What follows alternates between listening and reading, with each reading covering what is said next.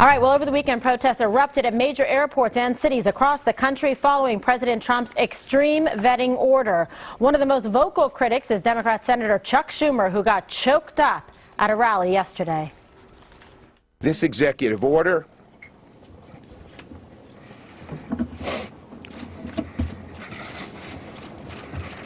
was mean-spirited and un-American.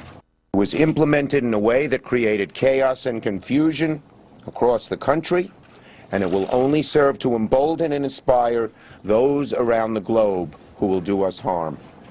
It must be reversed immediately. Okay, well, the president thinks those tears were just for show. I noticed Chuck Schumer yesterday with fake tears. I'm going to ask him who is his acting coach, because I know him very well. I don't see him as a crier. If he is, he's a different man. There's about a 5% chance that it was real, but I think they were fake tears. And in a short while, Schumer, House Minority Leader Pelosi, and other Democrats are scheduled to rally against the president's order on the steps of the Supreme Court. All right, well, quite a production. I will say this, when he's looking up and crying, it was pretty compelling versus looking down and reading. So I want to be a little positive, that was a better performance than we've seen, right? Chuck Schumer's biorhythms are off right now because he's upset. His feelings are hurt, Brian, because he is not getting the things done the way he wants, and including cabinet pick. Now everyone's auditioning for a SAG card, Eric. Schumer's auditioning to be the most powerful Democrat in the country, and that's what he wants, and he's doing a darn good job of it. And I would agree with Trump. Listen, you know Chuck Schumer long enough. He doesn't, with President Trump, he doesn't cry very often, okay? He said, what does he say? Oh, the executive order was mean-spirited is when he got choked up, okay? I'm sorry, I turned to my wife when I was watching that live, and I said, you know, I'm not really buying this. Chuck Schumer is a tough politician.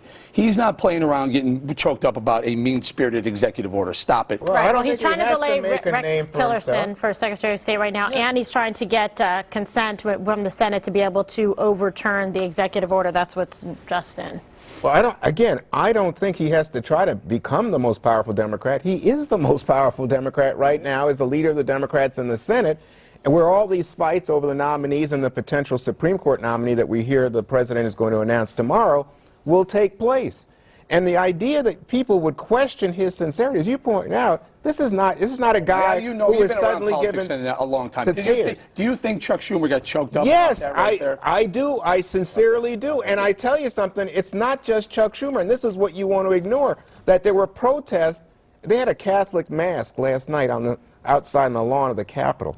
You know why? People felt it was a violation not only of the Constitution but of their faith to act against it. I think there are people who feel that this is not in keeping with our values as Americans. Maybe it's values, but the Constitution is not a treaty that we honor with other countries. Getting shot and blown up by terrorists. There is no... ISIS has promised to infiltrate our refugee program. Yeah. They've promised to do it. And let me just say, none of the people that have been admitted under our refugee programs have... Oh, yes. Well, then why don't you say that about American citizens? Because if one did one, then you go after the president. Oh, I see. So now you're going to go after anybody of Syrian descent? You're going to go after anybody who comes from... You said it's a 90-day temporary moratorium. Brian, we are screaming. Juan, it's not like we are dumb. We are smart people, and we have been protecting ourselves. This is not illegal. These are laws that are on the books. It is not unconstitutional. And keep in mind that rights and privileges are afforded to citizens of the United States, and the U.S. Constitution is not a treaty with other countries for everyone to do whatever they want. No, but we have, he has an obligation to keep the country safe. We say we do not discriminate against people based on